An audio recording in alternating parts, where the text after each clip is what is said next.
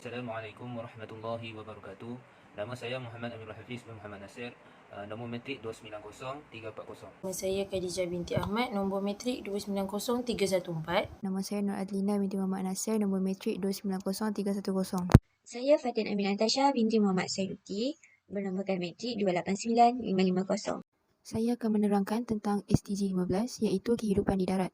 SDG 15 ini bertujuan untuk lindungi, memulihkan dan menggalakkan penggunaan mampan ekosistem daratan, menguruskan hutan, mencegah penggurunan, menghentikan dan memulihkan kemerosotan tanah dan menghentikan kerugian biodiversiti secara mampan. Contoh kes yang berkaitan dengan SDG 15 ini ialah pembakaran secara terbuka, pembalakan haram, pencemaran air seperti pembuangan sampah di sungai dan laut, kemudian pencemaran udara seperti pelepasan asap dari kilang-kilang. Seterusnya, ulasan karya. Ulasan ini diambil daripada jurnal analisis status alam sekitar semasa tempoh Perintah Kawalan Pergerakan akibat pandemik COVID-19 di Malaysia yang dikaji oleh Jeffrey Lawrence D. Silva, Haliza Abdul Rahman dan Zulhaimi Dahlan. Kajian ini dilakukan pada tahun 2021. Maklumat kajian ini adalah untuk mengkaji status alam sekitar khasnya semasa tempoh PKP akibat pandemik COVID-19 dan mengenal pasti faktor yang mempengaruhi status alam sekitar. Kajian yang dijalankan ini berbentuk kualitatif dengan pengumpulan data dilakukan secara online dengan jumlah responden seramai 577 orang. Hasil dapatan kajian menunjukkan status alam sekitar ketika PKP pada paras yang baik iaitu 78.75%. Seterusnya, kajian menunjukkan penggunaan bahan api fosil dan kenderaan di jalan raya berkurang kerana masyarakat jarang keluar daripada rumah. Hal ini dapat mengurangkan pencemaran udara dan mengurangkan pencemaran bunyi. Selain itu, keputusan kajian menunjukkan penggunaan pengangkutan awam dan dalam kalangan masyarakat perlu dipertingkatkan. Isu bagi topik ini adalah yang pertama, pencemaran alam sekitar. Pada 12 Disember 2020, berlaku pencemaran alam sekitar di Kuala Langat. Pencemaran ini menjejaskan kehidupan masyarakat dan menimbulkan kegusaran pada penduduk. Isu yang kedua adalah berlaku pencemaran sisa toksik di 4 buah negeri iaitu Johor, Perak, Pahang dan juga Selangor. Isu ini menyebabkan penduduk berasa tidak selesa kerana berlaku pencemaran. Isu yang terakhir pula adalah pada 6 Februari 2017 ada yang menyatakan bahawa telah berlaku pencemaran alam sekitar di Rawang Selangor. Aktiviti menarah bukit secara haram ini dapat membuatkan penduduk di kawasan tersebut mengalami kegusaran apabila aktiviti ini tidak dihentikan dengan kadar yang segera. Punca bagi isu-isu tersebut adalah sikap tidak bertanggungjawab individu atau sesebuah organisasi. Apabila pihak ini tidak memainkan peranan, maka alam sekitar akan tercemar dengan sampah sarap, sisa toksik dan sebagainya. Selain itu, punca yang kedua adalah terdapat pihak yang sambil lewa dan tidak mengambil peduli tentang alam sekitar. Apabila sesebuah organisasi menjalankan operasi pengeluaran yang melibatkan sisa toksik, maka seperti yang diketahui semua, sisa toksik tersebut akan dibuang ke dalam laut atau sungai dan mengakibatkan hidupan-hidupan mati serta berlaku pencemaran. Punca yang terakhir pula adalah dengan adanya cadangan untuk membina kawasan perumahan, perindustrian dan sebagainya, yang akan menyebabkan aktiviti pembalakan secara sah dan tidak sah.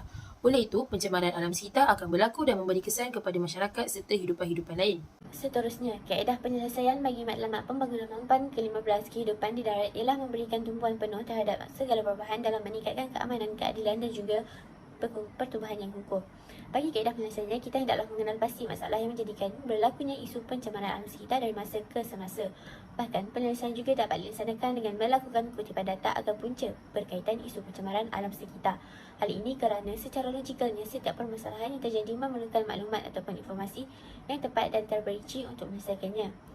Setiap informasi dan ataupun kutipan data tersebut boleh dilaksanakan dalam pelbagai sumber seperti pemerhatian, kajian dan sebagainya. Juga melakukan satu pungutan maklumat mengenai aplikasi kendiri alam sekitar yang mengenal pasti sikap bahkan amalan pembaziran dalam gaya hidup seharian. Ianya untuk dijadikan satu rumusan keseluruhan hasil kajian yang dapat mewujudkan kesedaran dalam khalayak ramai.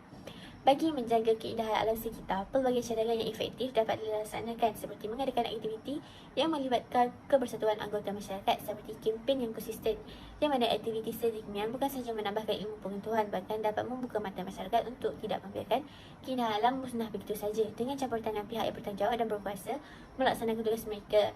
Selain adanya gabungan tenaga media massa dapat dengan mewawarkan mesej atau informasi yang dikongsikan di dalam kempen tersebut ke dalam dunia cyber.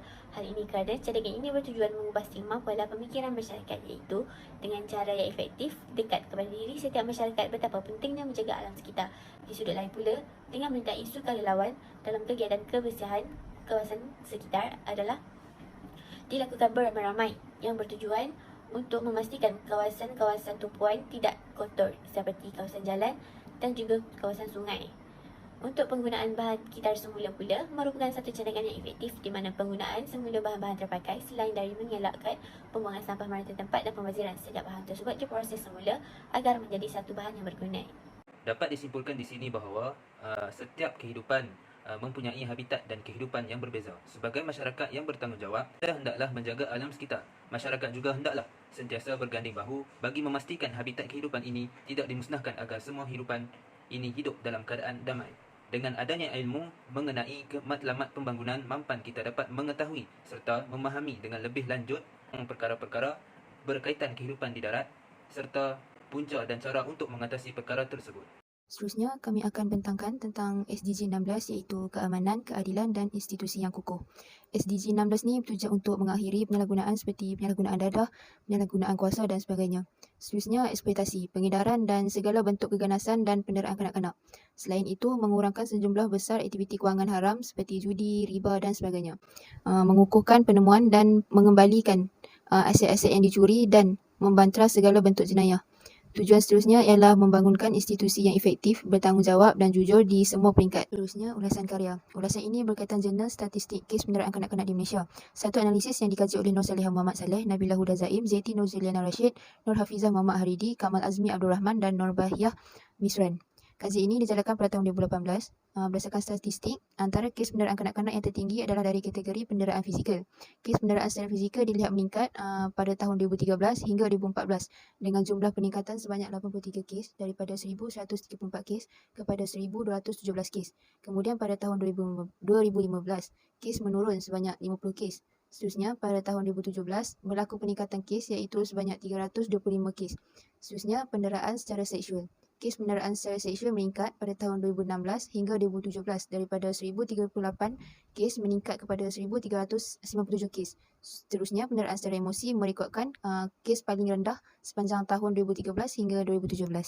Isu yang timbul bagi matlamat pembangunan mampan yang ke-16 adalah yang pertama keganasan rumah tangga di mana amat memberi kesan terutama kepada para isteri. Pada 4 Mei 2021 dilaporkan bahawa sebanyak 902 kes keganasan rumah tangga sepanjang bulan Januari hingga April.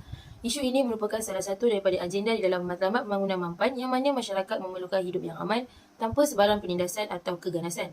Isu ini berpunca daripada desakan ekonomi dan tekanan hidup sehingga mampu mencederakan pasangan terutama sewaktu Malaysia dilanda pandemik COVID-19. Isu yang kedua adalah kes yang tular di media sosial antara Siti Bainun dan juga adik Bella di mana Bainun melakukan penderaan ke atasnya. Lebih teruk lagi apabila Bainun merupakan orang ternama dan adik Bella hanya seorang kanak-kanak kurang upaya dan baru berusia 13 tahun. Penderaan ini sering berlaku berpunca daripada si pelaku itu merupakan seorang yang pemarah dan juga panas baran. Apabila si pelaku tidak mampu mengawal diri, maka dia akan melepaskan amarahnya kepada kanak-kanak. Dalam setiap permasalahan, pasti adanya penyelesaiannya. Kebanyakannya, sesuatu permasalahan dilaksanakan dengan adanya sesi bimbingan dan konseling sebagai memberikan moral terhadap para ibu bapa sebagai menjaga kanak-kanak. Hal ini bertujuan membangkitkan kesedaran masyarakat melalui adanya nasihat dari pakar-pakar psikologi dan kaunselor-kaunselor. Ia yang penting bagi mengelakkan masalah penderaan kanak-kanak semakin berjadi-jadi. Penyelesaian ini juga perlu adanya mencari maklumat bagi melaksanakan strategi atau penyelesaian terhadap sesuatu isu itu. Hal ini kadang untuk mengatasi kekurangan dan kelemahan dalam mengurus sesuatu situasi yang boleh menyebabkan berlakunya penderaan atau tindakan di luar kawalan yang membahayakan.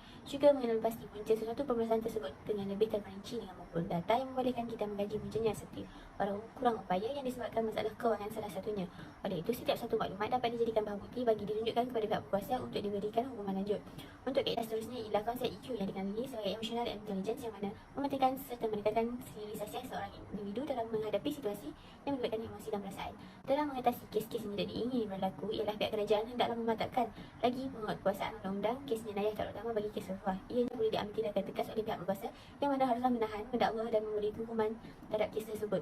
Sedangkan di sudut setiap dari masyarakat pula hendaklah peka terhadap keadaan segiling jika terdapat adanya kes jenayah terutama melibatkan penderaan.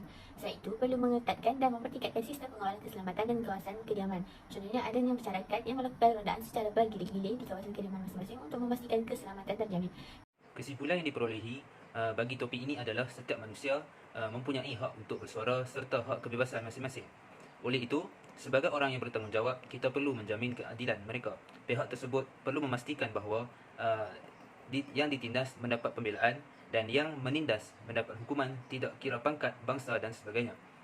Jika menurut dalam agama Islam, keadilan merupakan suatu perkara yang dititik beratkan agar yang berhak dibela akan terbela nasib mereka. Janganlah kerana kuasa dan pangkat pihak yang berteraniaya tidak dapat dibantu dan hak mereka dinafikan.